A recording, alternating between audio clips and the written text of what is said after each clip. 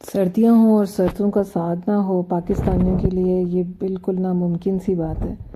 جلدی سے آج ساگ کی ریسیپی سٹارٹ کرتے ہیں۔ 2 کلو ساگ اور 1 کلو پالک آپ نے اچھی طرح دھو لینی ہے۔ اس کے بعد آپ نے اس کو بڑے سے پتیلے میں ڈال دینا ہے اور اس کے اندر آپ نے لہسن اور پیاز اور سبز مرچیں، ڈسکرپشن میں ان کی کوانٹٹی دے دوں گی، آپ نے ان کو جو ہے وہ ڈھک کے 2-3 گھنٹوں کے لیے رکھ دینا ہے۔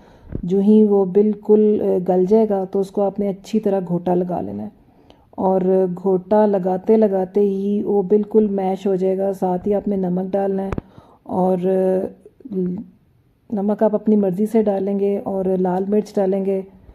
اس کے بعد کچھ لوگ خشک آٹا ڈالتے ہیں، لیکن میں جو ہے وہ پانی میں مکس کر کے تھوڑا سا آٹا ڈالیں گے، کیونکہ اس سے وہ شائنی سا ہو جاتا ہے اور جو ہے وہ اچھا سا میلٹی فارم میں آ جاتا ہے۔ اور یہ دیکھیں، یہ ساگ کی فائنل لک ہے۔ اسی کے ساتھ مجھے دیجیے اجازت۔ اللہ حافظ۔